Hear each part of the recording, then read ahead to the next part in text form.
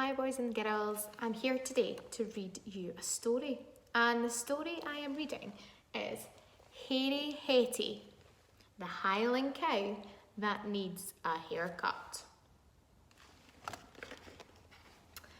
Hetty, the Highland cow, lived in Scotland on Granny MacLeod's farm.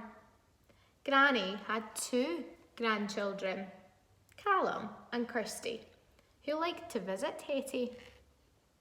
It was spring and the sun was shining. Hetty was in her field having a tasty breakfast of grass and dandelions. It was usually cold in Scotland, so Hetty's coat was thick and hairy to keep her nice and warm.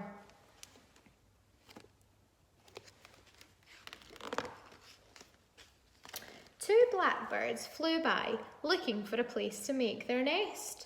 Chirrup, chirrup, tweet, they said, and they started to build a nest in Hetty's hair.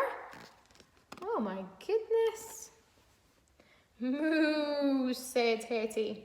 She wasn't sure about this. She was a cow, not a hedge. But the blackbirds were happy with their new home, and they settled down to lay their eggs. There's the two crows there. Blackbirds, sorry.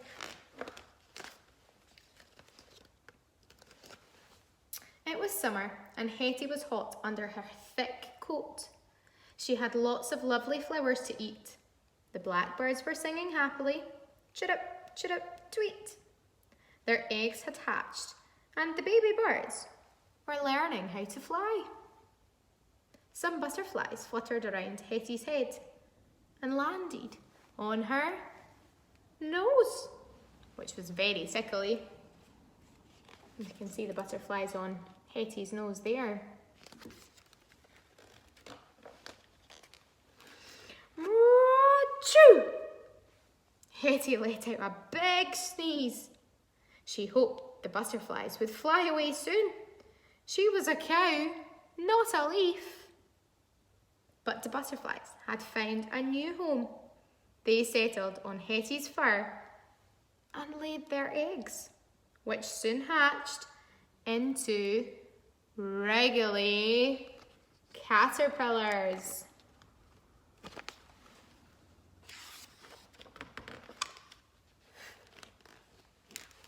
It was autumn and it was very windy.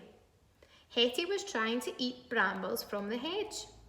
The blackbirds were singing as they mended their nest. Chirrup, chirrup, tweet. The caterpillars had turned into brand new butterflies, but it was too windy to fly.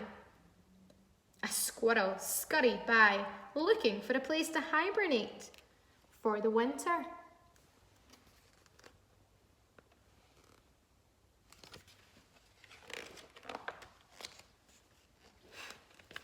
Sniffle, sniffle, squeak, said the squirrel as it snuggled down in Hetty's long fur. Moo, said Hetty grumpily. She was a cow, not a tree. But the squirrel was already fast asleep. Hetty must be really comfy for the squirrel to sleep already. Oh, it was winter. And it was freezing cold outside.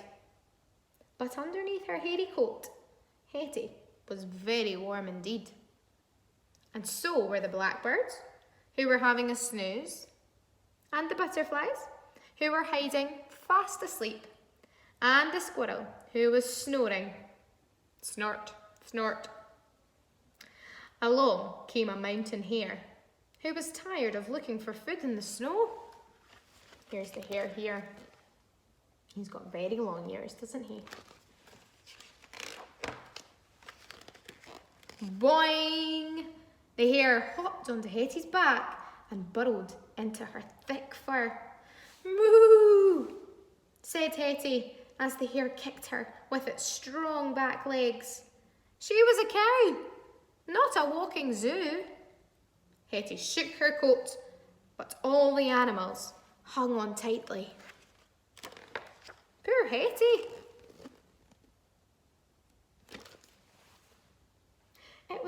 spring and Hetty was feeling itchy. The blackbirds were flapping, the butterflies were fluttering, the squirrels were twitching, and the hare gave Hetty an almighty kick. Thump! This was the final straw. Hetty had enough. As fast as she could, under the weight of all the animals, Hetty trotted over to Granny's cottage. Poor Hetty. Look at all those animals in her fur. No wonder she's feeling really itchy. Moo! Hetty bellowed. Granny McLeod and Callum and Kirsty rushed outside. Oh, Hetty, what a mess, said Granny. She sometimes had bad hair days herself, but never quite like this. So Kirsty and Callum brushed Hetty's hair and out flew, whoops, 2 blackbirds, lots of pretty butterflies, a sleepy squirrel,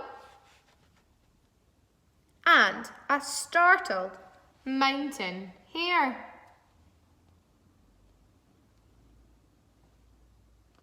Look at Callum and Kirsty's face, they're in total shock.